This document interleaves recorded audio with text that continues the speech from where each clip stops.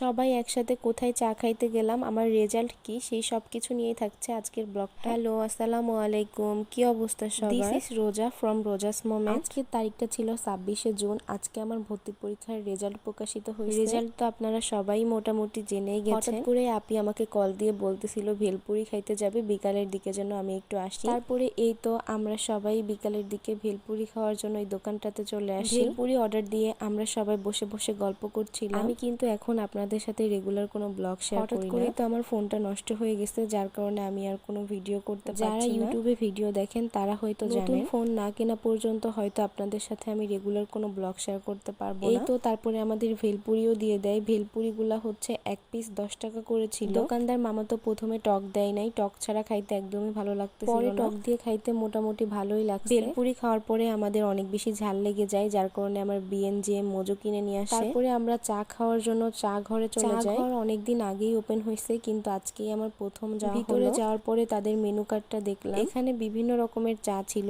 আমরা আমাদের পছন্দ মতো চা অর্ডার করে দেই। কিন্তু আপি আমাকে ট্রিট দিছে, সবগুলো খাবারের বিলই আপি দিছে, কারণ আমার হচ্ছে রেজাল্ট দিছে আর রেজাল্টটা আলহামদুলিল্লাহ ভালো হয়েছে। আমার থেকে আমার ফ্যামিলি মেম্বারদের সাহস বেশি ছিল যে আমার রেজাল্টটা ভালো হবে। অনেকে ইনবক্স করছেন আমার রেজাল্ট কেমন হয়েছে সেটা জানার জন্য। আপনাদের সবাইকে অসংখ্য ধন্যবাদ, আমাকে নিয়ে এতটা ভাবেন আপনারা। আমি এত তাড়াতাড়ি যে আপনাদের এত ভালোবাসা পাবো এটা কখনোই আশা করি নাই। কিছু মানুষ আছে যারা পরীক্ষার আগে কোনোদিনও মেসেজ দিবে না বা আমার প্রিপারেশন কেমন কোনোদিন জানতেই চাইবে না, কিন্তু যখন জানতে পারবে আমি পরীক্ষা দিছি তখন 100 বার মেসেজ দিবে যে তোমার রেজাল্ট কি, তোমার রেজাল্ট। যখন জানতে পারবে আমি ভালো রেজাল্ট করছি তখন তাদের রিপ্লাই হবে ও আচ্ছা এগুলো। তাদের রিপ্লাই দেখেই বোঝা যাবে যে তারা একটুও খুশি হয়। আমার বাপ মা আমাকে পড়াচ্ছে, আমি কষ্ট করে পড়তেছি, এই জায়গাতে আপনাদের নাক না গলালেও চলবে। আমি কোথায় ভর্তি হব, কি সাবজেক্ট নিয়ে পড়বো, এগুলা সম্পূর্ণ আমার আর আমার ফ্যামিলির পার্সোনাল ব্যাপার। যাই হোক, অনেক কথা বলে ফেললাম। এর মধ্যে আমাদের মালাই চা আর পোড়া রুটি চলে আসছে। এখন চলেন একটু খাবারের রিভিউ দেওয়া যাক। রুটি নিয়ে কথা বলি। রুটিটা পোড়ানো কোনোভাবেই হয়নি। রুটির ভিতরে চিনিগুলা একদম আমার দিকে তাকাই ছিল। ভিডিওটা একটু ভালো করে খেয়াল করলেই আপনারা সেটা বুঝতে পারবেন। রুটিগুলোর দাম ছিল 10 টাকা করে, সেই তুলনায় পোড়ানো একদমই ভালো হয়নি। আর এখন চা নিয়ে কথা বলি। চাটা ছিল 50 টাকা করে। চায়ের নাম ছিল মালাই দুধ চা। ভিতরে যে দুধ চাটা ছিল সেটা একদমই ভালো ছিল না, এর থেকে ভালো আমি বাসায় বানাই খাইতে পারি। ভিতরের চাটা যদি আরেকটু ঘন হইতো তাইলে বেশি ভালো লাগতো খাইতে। তাছাড়া মোটামুটি সবকিছুই ঠিক ছিল। যেহেতু চায়ের দাম ছিল 50 টাকা করে,